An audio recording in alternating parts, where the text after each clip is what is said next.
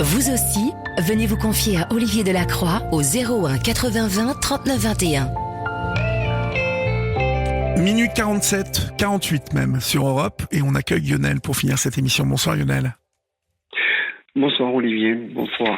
Bonsoir. Alors Lionel, on a que 12 minutes, mais si on reprendra le temps de parler demain si on a besoin, d'accord ? Oui, il n'y a pas de souci. Voilà. Très bien. Quel âge avez-vous, Lionel ? Alors j'ai 49 ans. Oui. Et j'appelle des Hautes-Pyrénées. J'habite pas loin de Bagnères-de-Bigorre où vous êtes passé il n'y a pas très longtemps. Oui, je suis passé il n'y a pas longtemps. Oui. Alors c'est marrant parce que vous l'avez dit à l'envers. Vous avez dit j'ai été à Bigorre de Bagnères. Ah bon, j'ai inversé. En fait, oui. Ah non, c'est Bagnères de Bigorre. Ouais. Ah oui, j'ai dit Bigorre de Bagnères. Ouh là là. Oui. Ouh là là. C'est pas grave. Non, mais je suis désolé. Alors je m'excuse auprès des gens de Bagnères de Bigorre parce que non, j'ai été voir le match de rugby. Ah d'accord. J'ai été voir l'équipe.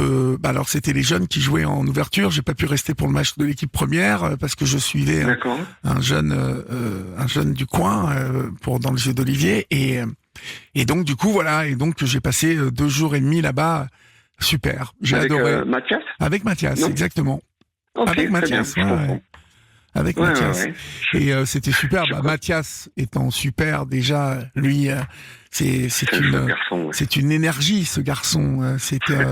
Il est très inspirant parce qu'avec ce qui lui est arrivé et ce handicap terrible. C'est une leçon de vie, ce gamin, ouais. Il est incroyable. Il est incroyable. Et puis, ses parents, les gens de cette région, j'ai trouvé vraiment les gens charmants, en fait. Et je dois le souligner parce que c'est pas partout, vous voyez. Où je vais, et j'ai trouvé vraiment les gens de Bagnères de Bigorre, de la région, mais vraiment accueillants. Alors, bon voilà, ils connaissaient en plus l'émission beaucoup, partout où j'allais. Ah bon. C'était super. Vraiment, c'était vraiment un très bon moment. Voilà, vraiment, je peux pas vous dire autrement. Tant mieux, parce qu'en fait, c'est justement, quand vous avez évoqué que vous étiez venu, j'ai dit c'est dommage, parce que moi j'habite à 15 kilomètres et j'aurais aimé remercier Olivier, parce que grâce à la libre antenne, je me suis un petit peu sauvé. Ah bon. Racontez-moi ça. En fait, il y a 2 ans, je me suis séparé de la mère de mes enfants, avec qui je vivais depuis 28 ans. Donc on a eu le projet maison, on a tout fait ensemble, des enfants merveilleux qui jouent au rugby d'ailleurs. Et du coup moi je l'ai hyper mal vécu. C'est mon premier amour, je l'ai connu à 19 ans et j'ai pris une gifle énorme. Mais on s'est séparés parce qu'on s'entendait plus. Vous voyez, c'est pas, il y a pas eu autre chose. Ça n'allait plus, quoi. Ça n'allait plus. Ouais, c'est dès que les enfants sont partis, on s'est retrouvés tous les deux. Oui. Et voilà. Je sais pas si ça arrive à d'autres. Si, bien sûr que si, ça arrive souvent, ça. Tant que les enfants sont là, il y a une unité familiale, il y a quelque chose, même de l'ordre de l'ennui, qui n'est pas là quand les enfants sont là. Mais l'ennui s'installe un jour quand ils s'en vont. L'ennui s'installe dans un couple et il faut savoir se recréer et c'est très difficile, très difficile. Bon, en plus qu'ils sont partis le même mois ensemble. Oula, ah oui, ça a dû être dur, ça. Ouais, on a pleuré pendant un mois. On était, moi je suis papa poule et ils sont partis pourquoi ? Pour leurs études ou non, il y en a un. Il a fini ses études et il a pris un logement, son premier logement, et le petit était gendarme, donc il est parti dans le nord de la France. Donc les deux, le même mois, ils sont partis. Oh là là, ça a dû être dur pour vous, ça. Ça a été une page qui s'est tournée, ça a été dur. Et donc, du coup, 2-3 mois après, on se supportait plus et on s'est séparés, quoi. Bon, et donc, grosse claque. Ah ouais. Vraiment, moi, je l'ai très, très mal vécu. Les enfants plus ma compagne, en fait, j'ai sombré doucement dans l'alcool, en fait. Oui. C'est-à-dire que comme je suis hypersensible, en fait. Je suis quelqu'un d'assez émotif, hypersensible, Et donc, le fait du manque de mes enfants et de ma compagne, je prenais de l'alcool et je partais au lit pour oublier, pour dormir, en fait. Ouais, cette bêtise. Dépression. Vous avez fait une dépression. Grosse dépression. Ben oui. Ouais, c'est ça. Je passais mes journées à dormir ou pleurer. Voilà, c'était ça ma vie, quoi.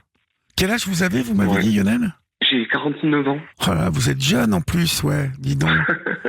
Ouais. Oui, donc, mais quoi, vous preniez de l'alcool dès le matin? Vous preniez de l'alcool ou? Non, pas du tout. Mais alors non, parce que je travaillais, en plus, j'avais un boulot que j'adorais. Ouais. Je travaillais pour la Comédie Musicale de Lourdes. D'accord. Et je rentrais en moto, je faisais de la moto.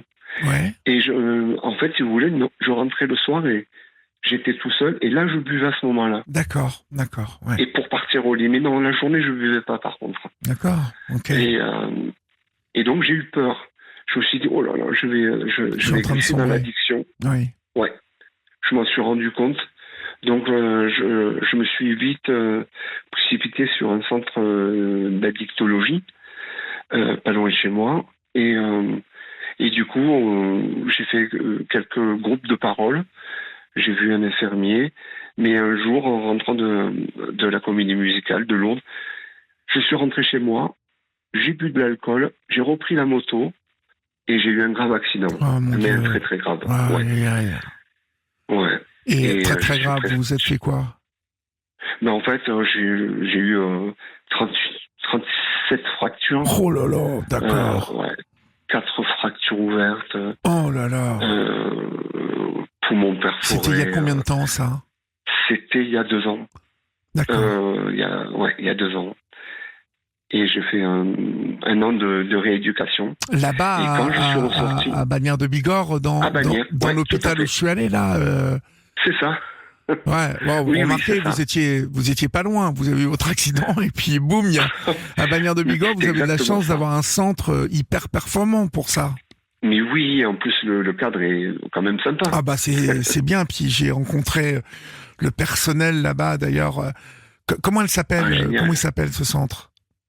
Alors, il y a le centre de l'Arbizon, qu'on appelle, qui est en haut, et en bas, je crois que c'est le CH. Je sais pas. C'est en bas, moi, j'étais en bas. Oui. J'étais en centre-ville.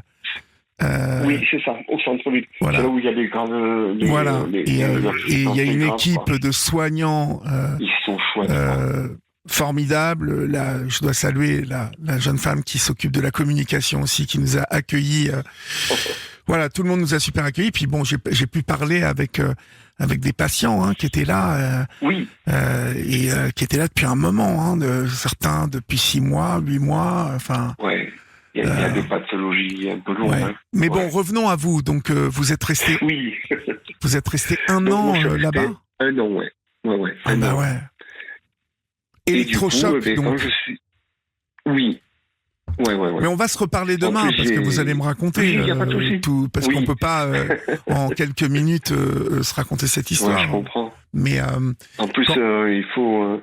En fait, je voulais juste appeler au départ pour vous dire merci. Parce que je me suis dit, c'est dommage, on s'est pas rencontrés sur Bagnères, mais je vais quand même lui passer un coup de fil, lui dire merci. C'est gentil. Parce que vous m'avez sauvé. Je vous raconterai sûrement ça demain. Vous me raconterez ça demain. Mais vous avez découvert la libre antenne là-bas à l'hôpital? Non, pas du tout. Je la connaissais il y a 2 ou 3 ans. Je vous écoutais déjà il y a 3 ans. D'accord. Ouais. Et donc, en fait, vous vous êtes planté tout seul ou Oui. En fait, si vous voulez, moi j'habite à 2 kilomètres de chez ma mère. Ouais. Je suis rentré de la Comédie Musicale, je me suis douché et j'ai bu. Et ma mère m'a demandé de passer et j'avais pas envie de sortir la voiture. Je dis, de toute façon que ce soit la voiture ou la moto, j'étais en état d'ébriété de toute façon. Ouais. Et j'ai traversé mon village et à 1 kilomètre de chez ma mère, la courbe, je l'ai ratée. Je suis rentré dans une maison. Oh là là. Alors, j'étais à 50 km/h, c'était pas très vite. Non, mais à 50, ça tape. Ça tape. Ah ouais. J'ai eu un accident à 60, moi, l'autre jour. Je peux vous dire que j'ai volé. Ah, oui. J'ai volé. Et heureusement, vous savez quoi, j'avais un gilet airbag. Ah ouais. Ça m'a sauvé. Ça m'a sauvé. Mais oui. Mais je peux vous dire que j'ai volé.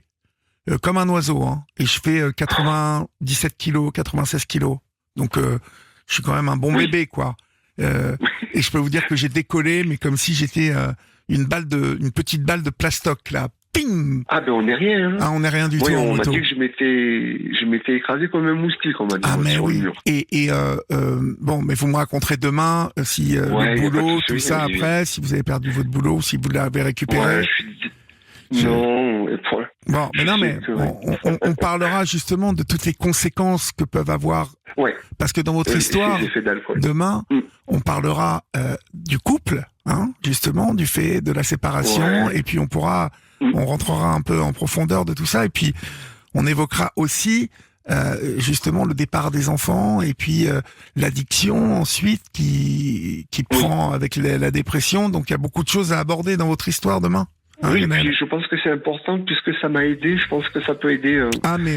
Soyez-en sûrs. Alors il y a souvent un premier témoignage et Florian vous rappellera autour de 23h. D'accord ? Oui, c'est pas un problème. Bon, super. Je serais ravi d'échanger avec vous demain, Lionel. D'accord ? Oh, vous êtes gentil. Merci, Olivier. Je vous dis à demain donc. Ouais, pas de problème. À demain, mon cher Lionel. Merci, Olivier. Bonsoir. Vous souhaitez écouter encore plus de témoignages riches et bouleversants ? Retrouvez-moi chaque semaine dans le podcast Dans les yeux d'Olivier. Je pars à la rencontre d'hommes et de femmes aux vies extraordinaires qui ont accepté de me confier leurs histoires les plus intimes. Un podcast gratuit, disponible sur toutes les plateformes d'écoute. Alors je vous dis à très bientôt.